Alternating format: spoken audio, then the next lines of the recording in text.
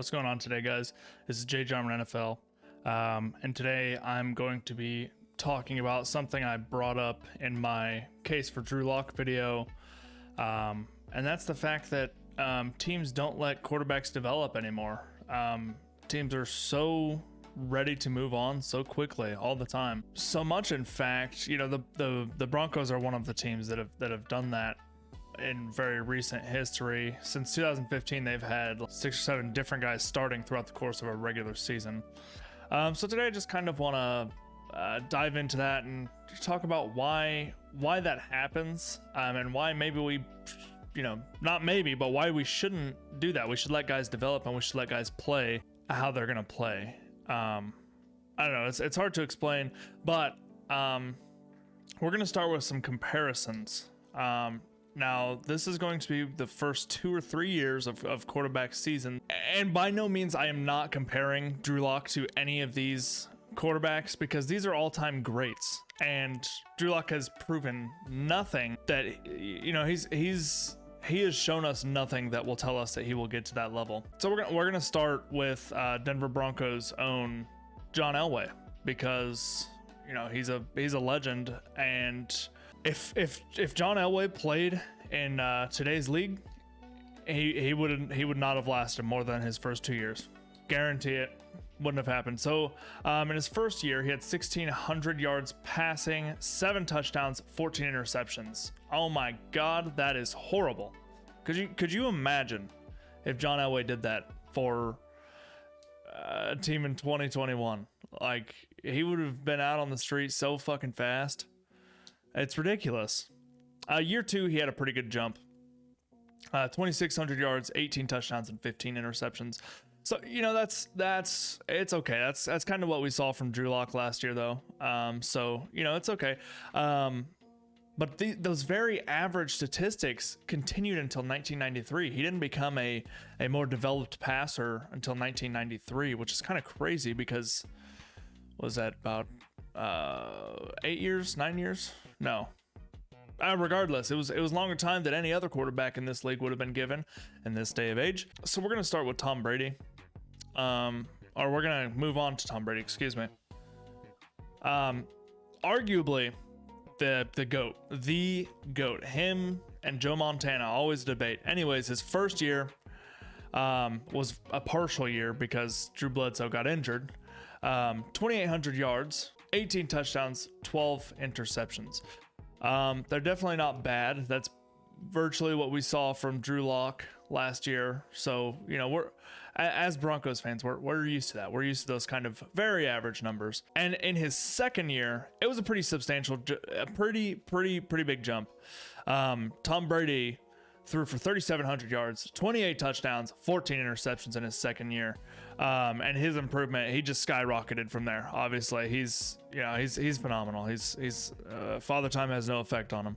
Next, we're gonna have Ben Roethlisberger, who was very average. 2,600 yards, 17 touchdowns, 11 interceptions, and his stats the next year were almost the exact same: 2,400 yards, 17 touchdowns, 9 interceptions. Year 3 was whenever he took a real big jump, but still, first 2 years, he was very average, very average. And a recent example. Okay, so we're gonna go to Josh Allen. Everybody who the Denver Broncos everybody thinks that the Denver Broncos should have taken him. Hindsight is 2020, obviously, and that's just not how the league works. Year 1, he had 2,000 yards, 10 touchdowns, 12 interceptions. But you know what the Buffalo Bills did not do? They didn't kick his ass to the curb. They let him develop. New OC, he went for 3,000 yards, 20 touchdowns, and 10 interceptions the next year. And year 3, obviously, we all know he just came out guns firing. He's dominant, one of the best quarterbacks in the league now. It's ridiculous. That's just a comparison between the two. I don't think that Drew Lock and Josh Allen are the same player. And like I said, I'm not trying to compare any of these guys to Drew Lock, saying Drew Lock, oh, he's the greatest, he's the GOAT, blah, blah, blah. No, Drew Lock still has much improvement to make, but this is the examples of why you should let a quarterback develop. The league is different than it was 30, 20, even 10 years ago. But I mean, Josh Allen, look at Josh Allen. He just, it's ridiculous that people don't think that we should let these guys develop and we should just move on. All right, now we are going to get into why. Why are teams so quick to move on?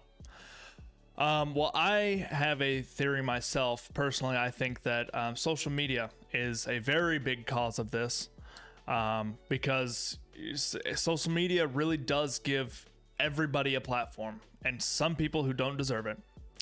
But constantly having fans down your neck, tweeting at you, writing at you on Facebook, on Instagram, whatever, that puts pressure on front offices, man. They as teams, it's business first, fan service second. They got to keep their fans happy, otherwise the money won't roll in. And so social media is horrible. It's horrible. We all know that it's horrible. Whenever it's used negatively like this, that is. But yeah, I think that's the main cause. And then the second main reason I think that teams are so eager to move on is because of assholes like Patrick Mahomes. God, what a jackass that guy is. He's so good, and for no reason at all.